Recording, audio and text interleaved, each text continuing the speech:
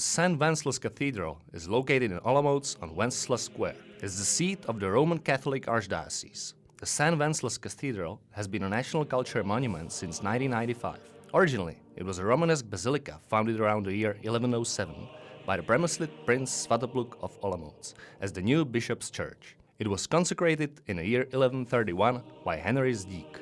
As the times changed, the appearance of the cathedral also changed. In the 13th century, there were extensive reconstruction works of the original Romanesque building in the Gothic style. In the 16th century, it was Renaissance, in the 17th century, Baroque, and in the early 19th century, Classicism. It was not until the second half of the 19th century when the extensive Neo-Gothic reconstruction took place. It showed the extraordinary attention that the cathedral enjoyed. Now you can listen to and enjoy a demonstration of the Festival of Sacred Music, which took place in the autumn of 2019.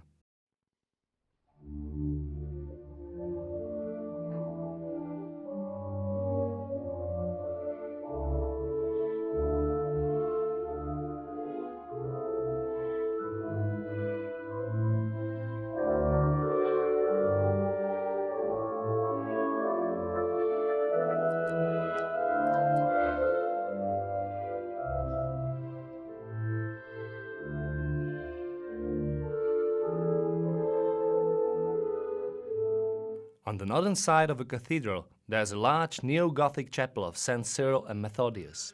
When you go through the Gothic sacristy, you will reach Gothic cloister, which is adjacent to the chapel of St. John the Baptist. The fresco decoration is the work of Johann Christoph Hanke. On the Neo-Gothic altar, at one of the pillars of the triple nave, there is a reliquary with the remains of St. John's Arcangel, who was canonized by Pope John Paul II in 1995. Now we have moved one floor down to the local crypt, which is divided into two floors. Both floors are open to the public and many rare and historical objects are shown there.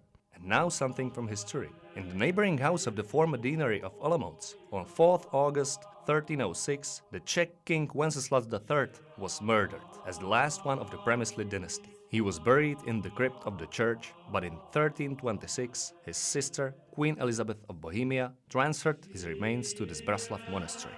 Several bishops and archbishops are buried in the crypt.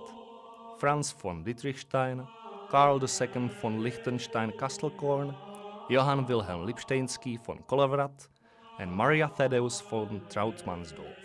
Even the heart of the Archbishop and Archduke Rudolf of Austria is buried here.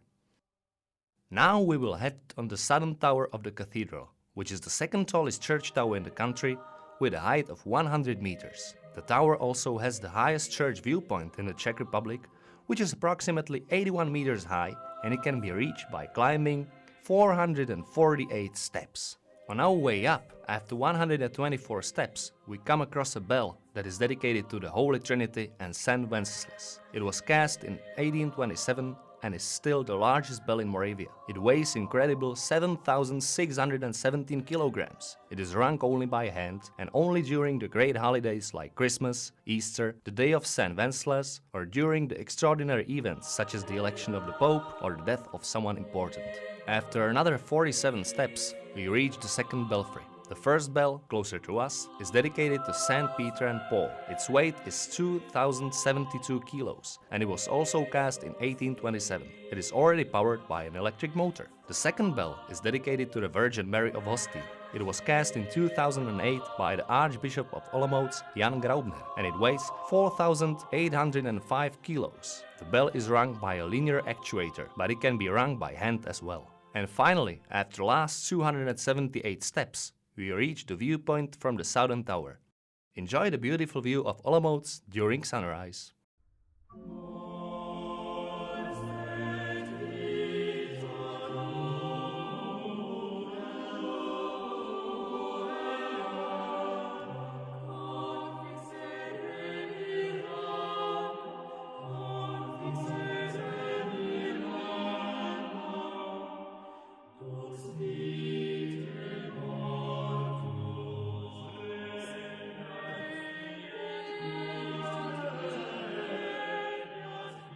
Thank you for taking a virtual tour of the Cathedral of St. Wenceslas in Olomouc.